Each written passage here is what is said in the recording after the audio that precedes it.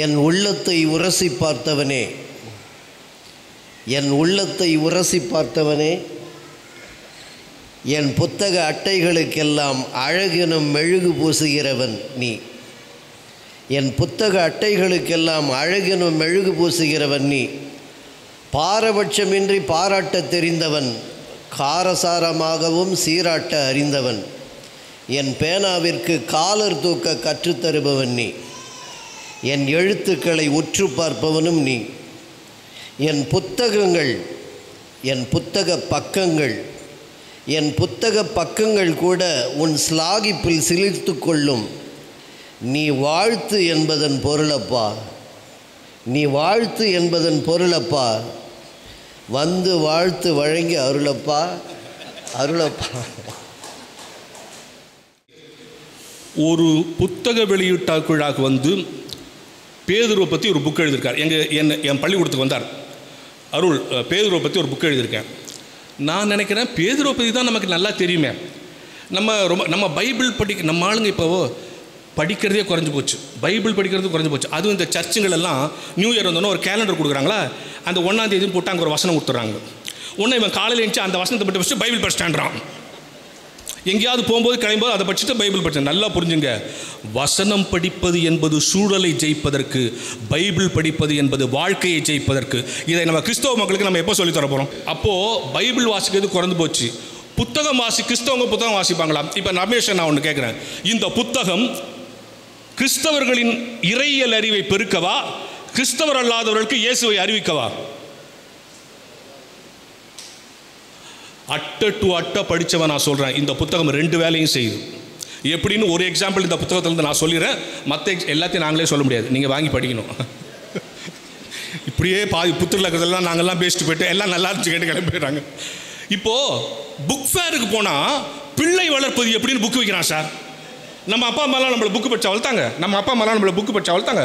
பிள்ளை வளர்ப்பது எப்படின்னு புக்கு வைக்கிறான். அதை ஒரு 5ஆம் கிளாஸ் பையன் படிக்கிறான். நீ ஏன்டா படிக்கிறான்னா என்னை கரெக்டாக வளர்க்குறாங்களான்னு செக் பண்ணுறேன்றான். இதுதான் சிக்கல். இந்த புத்தகத்தில் பேதுருவை பற்றி உங்கள் எல்லாருக்கும் தெரியும். இந்த புத்தகத்தில் பேதுருவை பற்றி நான் தெரிந்து கொண்ட 3 விஷயங்களை சொல்கிறேன். சூப்பர். ரமேஷ் டைலாக் எழுதி நீங்கள் பார்த்துருக்கீங்களா? எனக்கு நிறையா ஞாபகம் வருது. ஒன்று சொல், ஒரு படம், அந்த படம் பேர் ஞாபகம், ரமேஷோடைய படம். அந்த பையன் ஹிந்து பிராமின், அவங்க அப்பா மட்டும் கிறிஸ்டின் ஆகிடுவார். கிறிஸ்டின் ஆகிட்டு அவர் தனியாக போயிடுவார், எதிர் வீட்டுக்கு போயிடுவார்.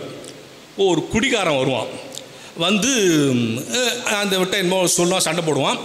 அப்போ அந்த கிறிஸ்தவராக மாறிட்ட அப்பாவுக்கு ஒரு கிறிஸ்டியன் மேகசின் வரும். மேகசின் வந்தவுடனே இந்த பையன் வாங்கி பார்த்துட்டு அப்பா மேலே கோவம், ஏன்னா அவர் கிறிஸ்தவர் ஆகிட்டார், இவர் இங்கே இல்லை, திருப்பி அனுப்பிச்சிருவான்.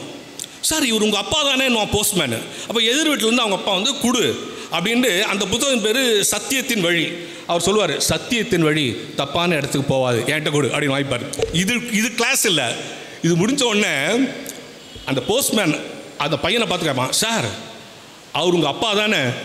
ஒன்று அவன் சொல்லுவான், இல்லை அவர் ஃபாதர் அப்படின்னு. எவ்வளோ பெரிய உண்மையை ஒரு வரியில் சொல்கிற ஆற்றல் ரமேஷுக்கு இருக்குது. அதனால தான் நாங்கள் எவ்வளோ வேலையும் விட்டுட்டு ஓடி வந்துடுறோம். இப்போ இந்த புத்தகத்தில் சொன்ன 2 விஷயம். ஒன்று, இந்த புத்தகம் படித்த உடனே எனக்கு தெரிஞ்ச 3 விஷயத்தை சொல்கிறேன். ஒன்று, இயேசுவை இயேசுவாக புரிந்து கொள்வது என்பது வேறு, இயேசுவை இயேசு கிறிஸ்துவாக புரிந்து கொள்வது என்பது வேறு. இயேசுங்கிற மனுஷனை புரிஞ்சுக்கிட்டா அது ஹிஸ்ட்ரி, அவரை கிறிஸ்துவாக புரிஞ்சுக்கிட்டா தான் அது தியாலஜி. இந்த விஷயம் அந்த புத்தகத்தில் இருக்குது. இன்னொன்று, பேதுரு மீன் பிடிக்க போயிட்டுருக்காரு. ஜீசஸ் கிரைஸ்ட் பேஸ்ட்டு வா அப்படின்னு கூப்பிடல. முதல்ல அவர் ஒரு ப்ரொஃபஷனுக்கு உதவுறார். இல்லை, அவர் மீன் பிடிக்க உதவுறார், ப்ரொஃபஷனுக்கு உதவுறார். நான் சொல்கிற இடத்துல வலையை போடு, மீன் கிடைக்கும். ப்ரொஃபஷனுக்கு உதவுன்னு அடுத்த நிமிஷமே அந்த ப்ரொஃபஷனை விட்டு அவனை கூப்பிட்டுறாரு. நல்லா புரிஞ்சுங்க, இது தொடக்கமா? அதே இயேசு கிறிஸ்து கடல் மேலே நடக்க அவனை படகுல இருந்து கூப்பிடுறாரு. இந்த விசுவாசத்தை பார்த்த அவன் தான் கடல் மேலே நடந்த உடனே கொஞ்சம் நேரத்தில் பயந்து விழுந்துடுறான். ஒரு ப்ரொஃபஷனை விட்டுட்டு இயேசுவை பற்றி சொல்கிறதே ப்ரொஃபஷன் வந்தவனுக்கு வந்த பிறகு ஒரு விசுவாச தடுமாற்றம் வருது. இது முடிஞ்சிச்சா? இயேசு கிறிஸ்துவிட்ட எதிர்த்து தைரியமாக பேசின அவன் தான் ஒரு வேலைக்காரிக்கிட்ட பயந்துட்டான். இந்த முரண்களை எல்லாம் அப்படியே கொஞ்சம் கொஞ்சமாக அடுக்கிட்டு போகிற அருமையான புத்தகம். இந்த புத்தகத்தை பற்றி ஆய்வுரை பேச சொன்னால் இன்னும் 1 மணி நேரம் கூட என்னால் பேச முடியும். அற்புதமான ஒரு கவிஞனை பாராட்டுவது எங்கள் கடமை.